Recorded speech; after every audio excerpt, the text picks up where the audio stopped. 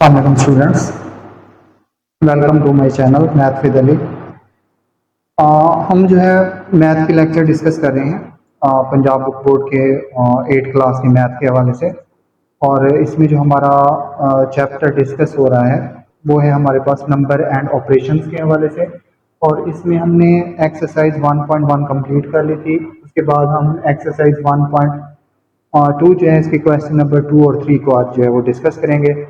हमारे पास कुछ यहाँ पे वैल्यूज जो हैं वो मेंशन है, यानी क्वेश्चन नंबर 2 के हवाले से वो मैंने यहाँ पे राइट कर दी हैं।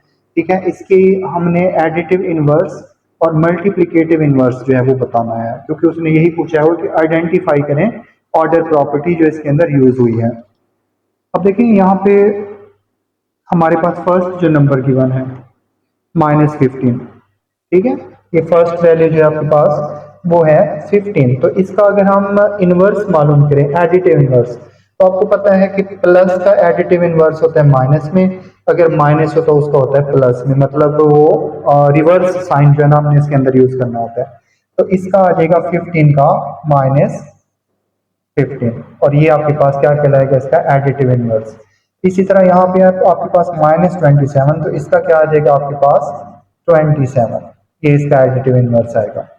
नेक्स्ट है हमारे पास 7/9, तो ये साइन आपका प्लस में गिवन है, तो आपने इसका सिर्फ साइन जो है ना वो चेंज करना होता है। तो यहाँ पे माइनस है, प्लस है तो माइनस हो जाएगा, माइनस हो तो प्लस हो जाएगा, तो यहाँ पे आ जाएगा आपके पास -7/9।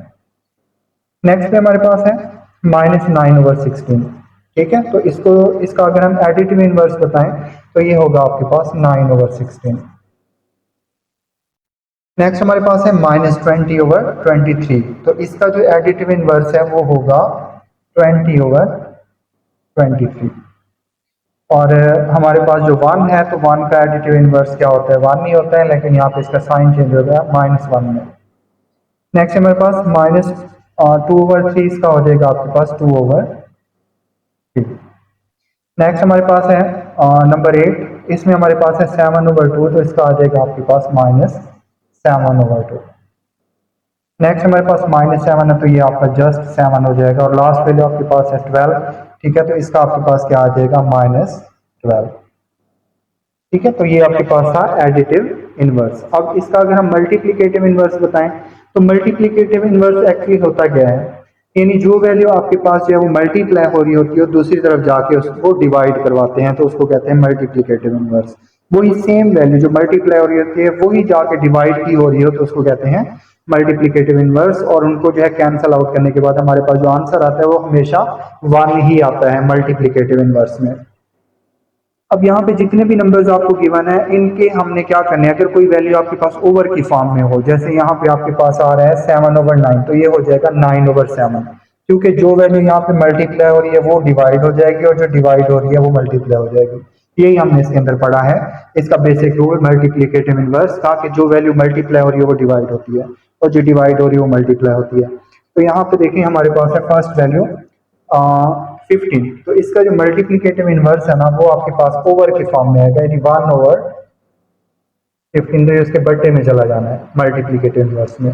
नेक्स्ट हमारे पास -27, तो इसका आपके पास क्या आ जाएगा 1/, यानी माइनस की फॉर्म में 27।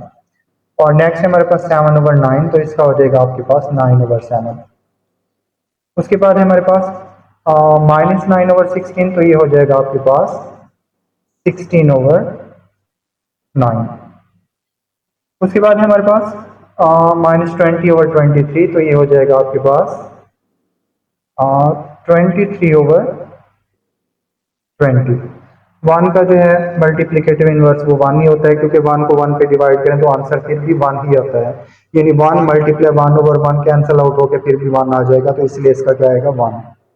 उसके बाद हमारे पास -2/3, इसका आ जाएगा आपके पास 3/2, ठीक है, इस तरह करके 7/2 का हो जाएगा 2/7। और नेक्स्ट हमारे पास है -7, तो इसका भी आपके पास क्या आ जाएगा 1/7। और जो 12 है इसका आपके पास क्या आ जाएगा मल्टीप्लिकेटिव इनवर्स, ये आपके पास आ जाएगा 1/12। ठीक है, तो ये हमारा था क्वेश्चन नंबर 1.2, एक्सरसाइज नंबर 1.2 का जो हमने इसके अंदर डिस्कस करना था। अब नेक्स्ट हम इसका करेंगे क्वेश्चन नंबर 3। क्वेश्चन नंबर 3 है हमारे पास, identify which order property is used in the following. अब यहाँ पे हमारे पास है x less than y, or x greater than y, or x equals to y। तो ये हम पीछे पढ़ के आए हैं कि इस तरह की जो प्रॉपर्टी होती है ना उसको हम क्या कहते हैं, ट्रिकोटोमी प्रॉपर्टी। और नेक्स्ट हमारे पास है यानी नंबर 2 पे कोई वैल्यू यहाँ पे गिवन है, मतलब a ग्रेटर देन b और a over c less than b over c और c लेस देन 0। तो ये आपके पास डिवीजन प्रॉपर्टी है, ठीक है। तो यहाँ पे जो है जितनी भी वैल्यूज गिवन है ना उनके साथ आपने जस्ट उसकी वैल्यू बतानी है और वो यानी उसकी प्रॉपर्टी बतानी है। और वो प्रॉपर्टी कब आप बता पाएंगे, जब आपको जो पीछे जो है इसकी प्रॉपर्टीज गिवन थी ना, यानी पेज नंबर 8 पर, ठीक है। यहाँ पे उन्होंने ऑर्डर इन इक्वालिटीज दिया हुआ है, ठीक है। इन इक्वालिटीज में जो ऑर्डर होता है आर रियल नंबर्स का, ठीक है, तो वो आपने इसके अंदर बताना है कि कौन सी प्रॉपर्टी जो है ना यहाँ पर यूज की जा रही है।